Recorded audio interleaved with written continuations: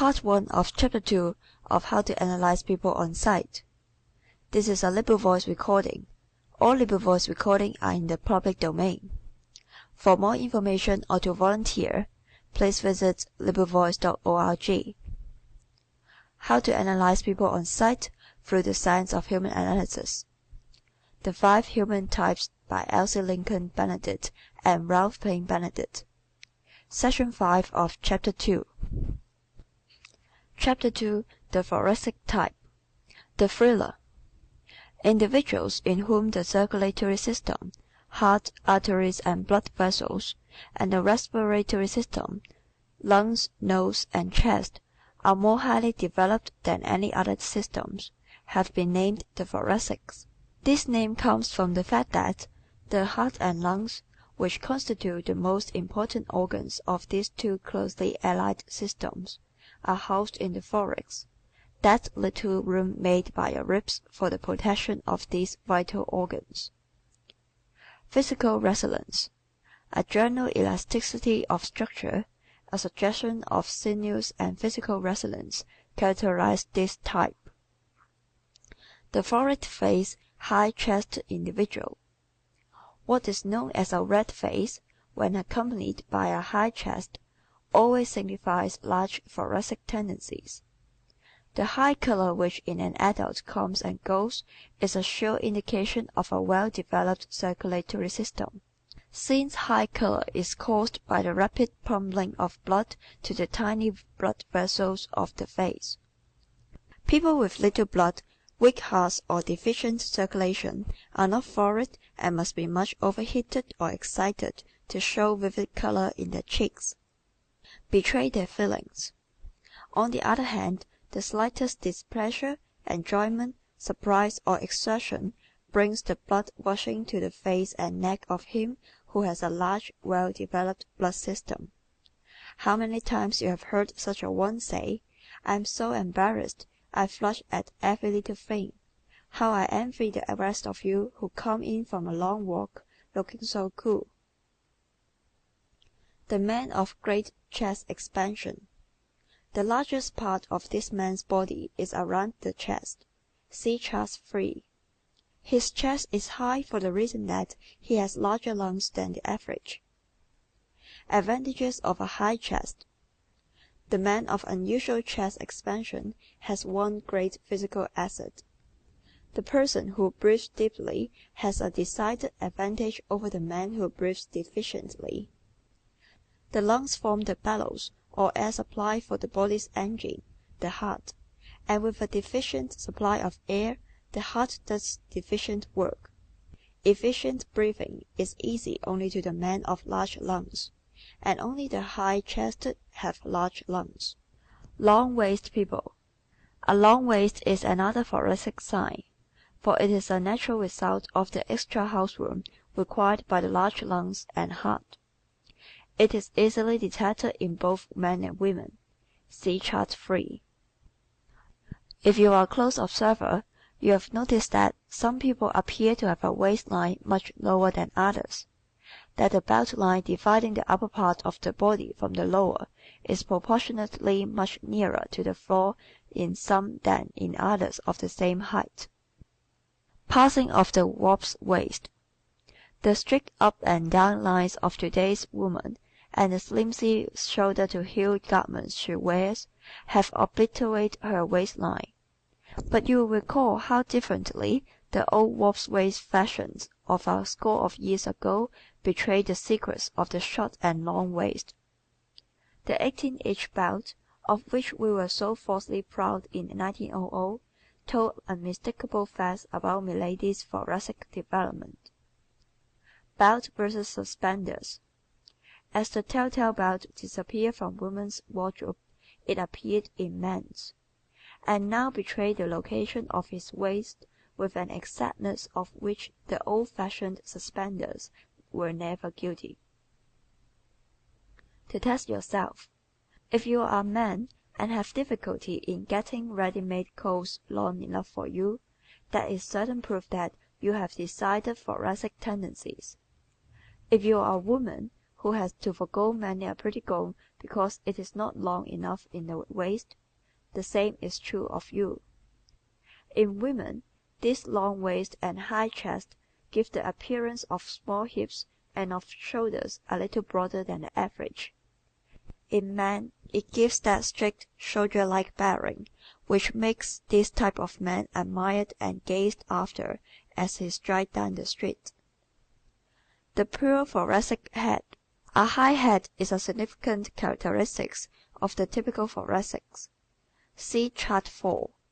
The Anglo-Saxons tend to have this head and, more than any other races, exhibit thoracic qualities as racial characteristics. This is considered the handsomest head known.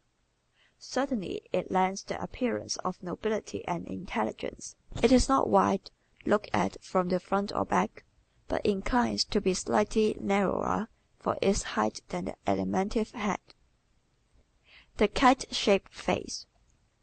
A face widest through the cheekbones and tapering slightly up the sides of the forehead and downward to the jawbones is the face of the pure thoracic. See Chart 4. This must not be mistaken for the pointed chin nor the pointed head, but is merely a sloping of the face upward and downward from the cheekbones, as a result of the unusual width of the nose section. See Chart 4. His well-developed nose. The nose section is also high and wide because the typical thoracic has a nose that is well developed. This is shown not only by its length but by its high bridge. The cause for the width and length of this section is obvious. The nose constitutes the entrance and exit departments of the breathing system. Large lung capacity necessitates a large chamber for the intake and expulsion of air. Signs of good lungs. Whenever you see a man whose face is wide through the cheekbones, with a long high-bridged open nostril nose, you see a man of good lung capacity and of quick physical energy.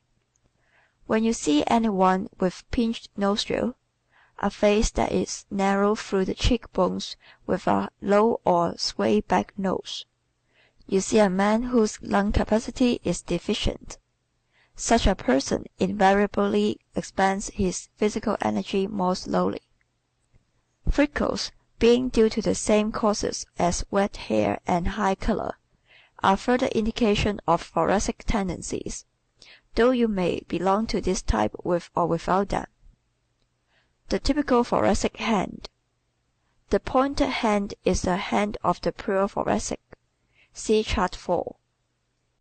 Note the extreme length of the second finger and the pointed effect of this hand when all the fingers are laid together. Any person with a pointed hand such as this has good thoracic development, whether it occupies first place in his makeup or not. The fingers of the thoracic are also inclined to be more thin-skinned than those of other types. One may be predominantly thoracic without these elements, but they are indication of the extreme thoracic type. Naturally, the hand of the extreme thoracic is more pink than the average. The beautiful foot. The thoracic tends to have more narrow, high-arched feet than other types. As a result, this type makes the majority of the beautifully short. The man of energetic movements. A hair-trigger nimbleness goes with this type. He is always posed ready to strike. All thoracics use their hands, arms, wrists, limbs, and feet alertly and energetically. They open doors, handle implements, and all kinds of hand instruments with little blundering. Also their movements are more graceful than those of other types. The thoracic walk. The springy step must have been invented to describe the walk of the thoracic. No matter how hurried, his walk has more grace than the walk of other types. He does not stumble, and it is seldom that a thoracic steps on the chain of his partner's groin. The graceful sitter. The way you sit tells a great deal about your nature. One of the first secrets it betrays is whether you are by nature graceful or ungainly. The person who sits gracefully, who seems to drop himself becomingly upon a chair and to arise from it with ease is usually a thoracic. The excess of energy sometimes gives them the appearance of fidgeting, but it is an easy, graceful fidget and not as disturbing as that of other types. Keen eye and ear senses. Quick eye and keen ears are characteristics of the thoracics. The millions of stimuli, the sounds, sights, and smells impinging every waking moment upon the human consciousness, affect him more quickly and more intensely than any other type. The acuteness of all our senses depends, to a far greater extent than we have hitherto supposed, upon proper heart and lung action. Take long deep breaths for 5 minutes in the open air, while walking rapidly enough to make your heart pound, and see how much keener your senses are at the end of that time. The thoracic is chronically in this condition because his heart and lungs are going at top speed habitually and naturally all his life. Susceptible to heat. Because bodily temperature varies according to the amount of blood and the rapidity of its circulation, this type is always warmer than others. He is extremely susceptible to heat, suffers keenly in warm rooms or warm weather, and wears fewer wraps in winter. The majority of the bathers at the beaches in summer are largely of this type.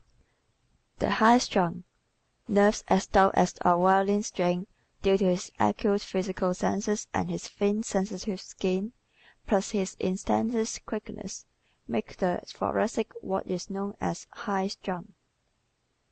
The most temperamental. Because he is keyed to high C by nature, the thoracic has more of that quality called temperament than any other type. The wag who said that temperament was mostly temper might have reversed it and still have been right.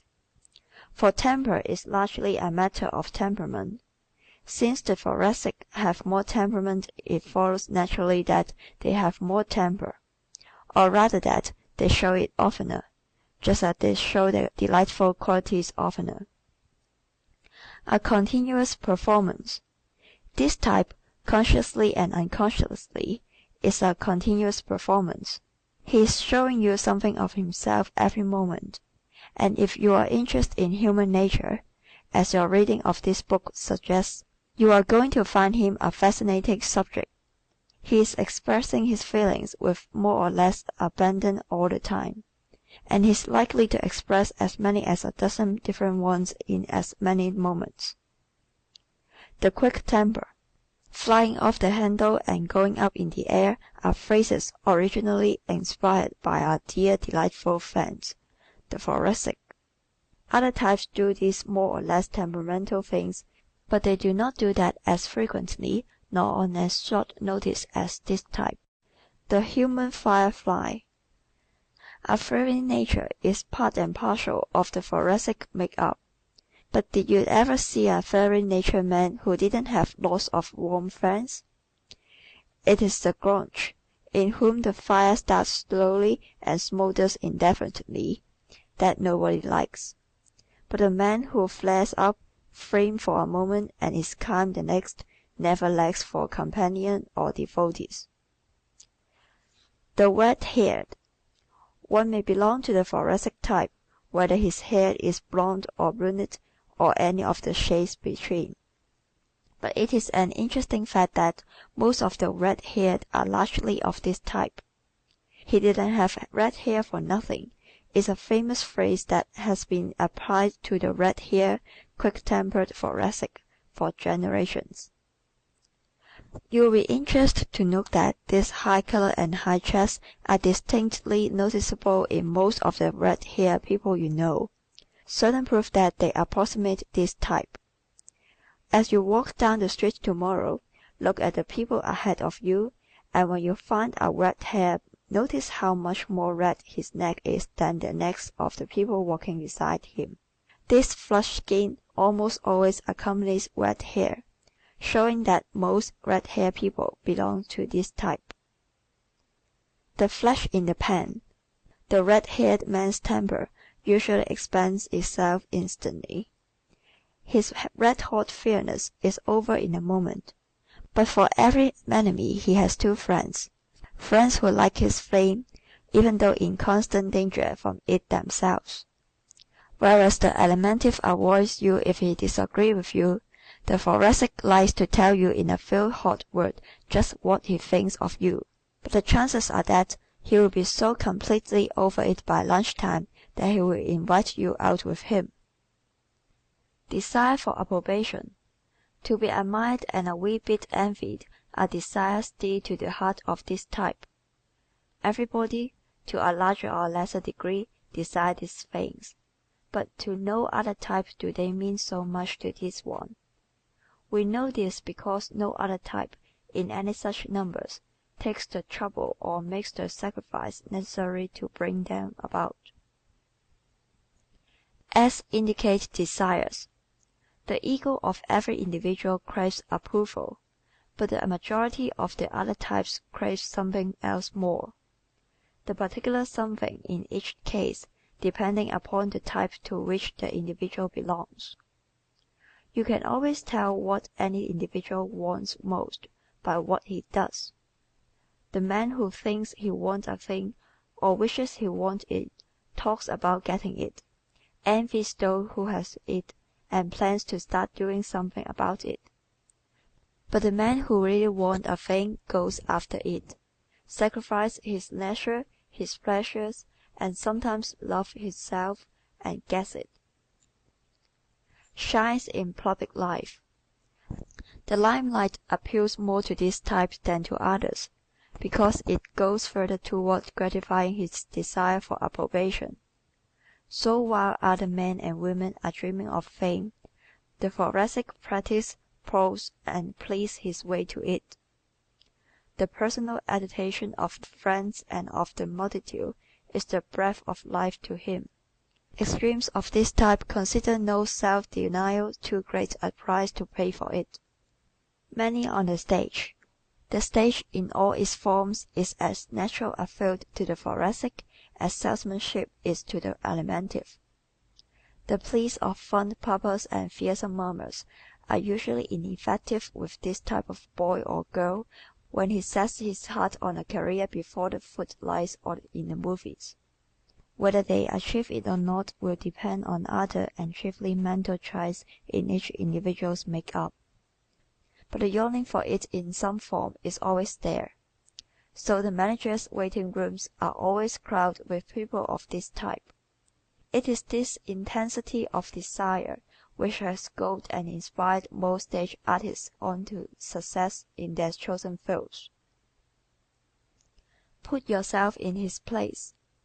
To be able to put one's self in the role of another, to feel as he feels, to be so keenly sensitive to his situation and psychology that one almost becomes that person for the time being, is the heart and soul of acting.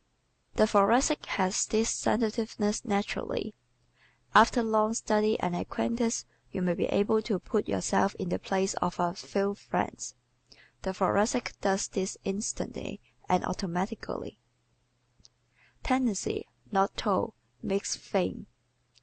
Those who have succeeded to fame in any given line are wont to proclaim hard work is the secret of success, and to take great credit unto themselves for the labor they have expended on their own. It is true, of course, that all success entails hard work, but the man or woman sufficiently gifted to rise to the heights gets from that gift such a strong inward urge towards its expression that what he does in that direction is not work to him. The long hours, concentration, and study devoted to it are more pleasurable than painful to him. He chooses such activities voluntarily. Nature the real artist. Nothing can rightly be called work which one does out of sheer preference. Work never made an actress and work never made a singer, where innate talent for these arts was lacking. Nature, the true maker of every famous name, bestows 90%, and man, if he hustle, can provide the other very necessary 10. But his sense of humor is not his sense of justice, should be sufficient to prevent his trying to rob the Almighty of his due. Success for all. Every individual who is not feeble-minded can be a success at some time in this big world. Every normal-minded individual is able to create, invent, improve, organize, build or market some of the myriad of things the world is crying for. But he will succeed at only those things in which his physiological and psychological mechanism perform their function easily and naturally. Why we work. Man is, by inclination, very little of a worker. He is first a wanter, a bundle of instincts; second a feeler, a hustle of emotions; last and least he is a thinker. What will work he does is done not because he likes it, but because it serves one of these first two bundles of instincts. When the desire for leisure is stronger than the other urges, leisure wins. But in all ambitious men and women the desire for other things outweighs the leisure urge. Ambition and type. Now what is it that causes some to have ambition and others to lack it? Your ambitions take the form determined by your predominating physiological system. For instance, in every great singer the thoracic has been present, either as the first or second element. The effect of the physical upon our talents is no more marked anywhere than here, for it is his unusual lung power, his high chest, the sounding box in his nose section, and his superior vocal cords that makes the real foundation of every singer's fame. These physiological conditions are found in extreme degree only in persons of thoracic tendencies. It was the great lung power of Caruso that made him a great singer. It was his remarkable heart power that brought him through an illness in February 1921, when every newspaper in the world carried on its front page the positive statement that he could not live another day. That he lived for 6 months afterward was due chiefly to his remarkable heart. The nature resulting from a large heart and large lungs is one distinctly different from all others. In short, the thoracic nature. The best dressed. The best dressed man and the best dressed woman in your town belong predominantly to this type. This is no accident. The thoracic, being possessed of acute eye senses, are more sensitive to color and line than any other type. These are the foundation of style and artistic grooming. Clothes can unmake the man. Being desirous of the approval of others and realizing that though clothes do not make the man, they can unmake him, this type looks to his laurel on this point. Because clothes determine the first impression we made upon strangers, and because that impression is difficult to change, clothes are of vast importance in this maze of human relationships. The thoracic is more sensitive to the attitude of others because their attitude is more vital to his self-expression. He senses from childhood the bearing that clothes have for or against him in the opinion of others, and how they can aid him to express his personality. The glass of fashion. The thoracic therefore often becomes the glass of fashion and the mold of form. His consciousness of himself is so keen that, even when alone, he prefers those things in dress which are at once fine, fancy, and fashionable. Some types are indifferent to clothes, some ignorant of clothes, and some defiant in their clothes, but the thoracic always have the keen sense of fitness in the matter of apparel. Distinction in dress. The distinctive dresser is one who essays the extremely fashionable, the last moment touch. He is always a step or two ahead of the times. His ties, handbags, handkerchiefs, and stick pins are up to the minute. Such a man or woman invariably has a large thoracic development and is well repaid by the public for his pains. Dress the universal language. The public looks more eagerly than we suppose to changes in styles and fads. It gives, in spite of itself, instantaneous admiration of a sort to those who follow the dictates of fashion. This being one of the quickest roads to adulation, it is often utilized by this type. The newest in hair dressing. The latest thing in coiffures is always known by the thoracic woman, and because she is, more often than any other type, a beautiful woman, she can wear her hair in almost any style and find it becoming.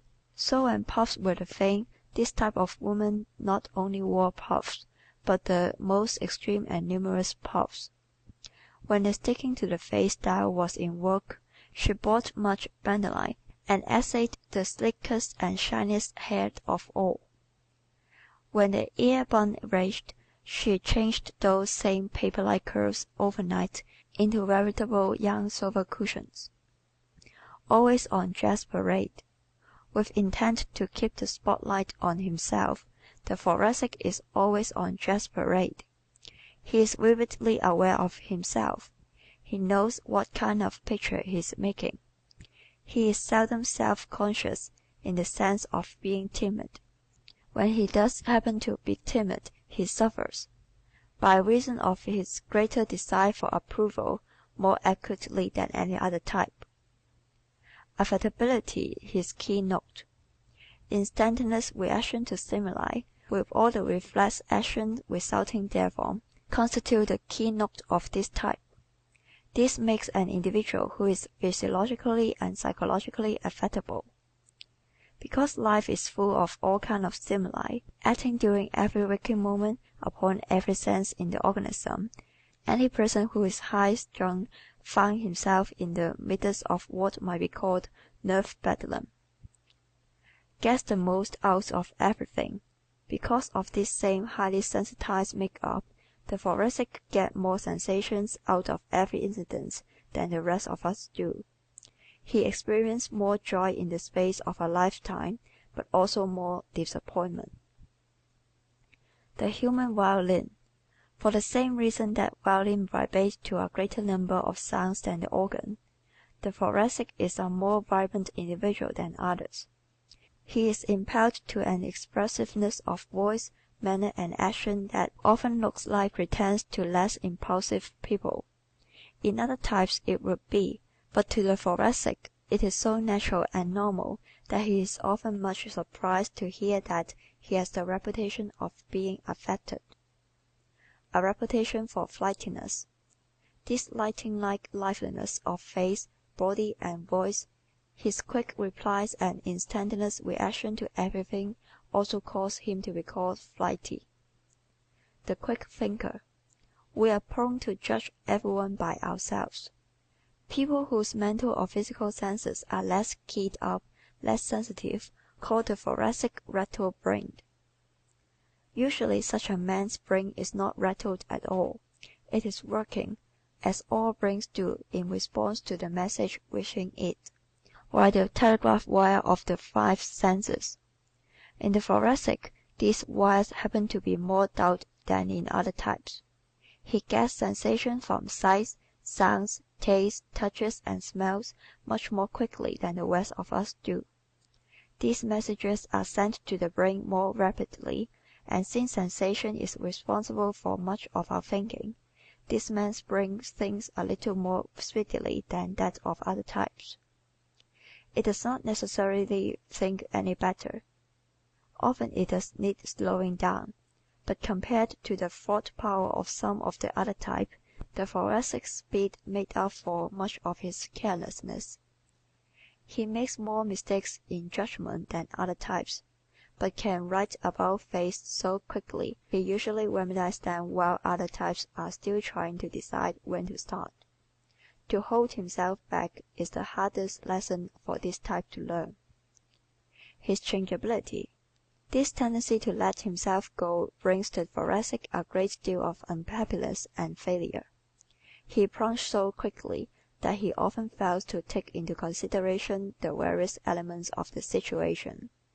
His physical senses tell him a thing should be done and rush him headlong into action that he knows are ill-advised the moment he has time to think them over. In turning around and righting his mistakes, he often hears himself called changeable and vacillating. His batting average.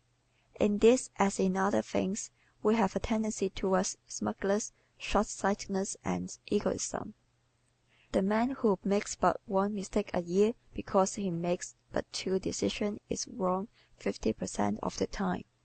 Yet he self-satisfiedly considers himself superior to the thoracic because he has scored the latter in 6 poor deals within 6 months. At the rate the average thoracic as this would be about one mistake in 1,000, a much better batting average than the other man's. But because the confidence of others in our stability is of prime importance to us all, this type or anyone inclined to definite thoracic tendency should take pains to prevent this impression from settling into the minds of his friends. Should get onto the highway. The greatest reason for striving towards stability in action and more slowness in decision, however, is for his own future's sake. The man who is constantly making decisions and being compelled to alter them gets nowhere. He may have the best engine and the finest car in the world, but if he runs first down this bypath and then that, he will make little progress on the main highway. Should have an aim. An aim, a definite goal, is essential to the progress of any individual. It should be made with care and in keeping with one's personality, talents, training, education, environment, and experience, and having been made should be adhered to with the determination which does not permit little things to interfere with it. End of Section 5 of Chapter 2.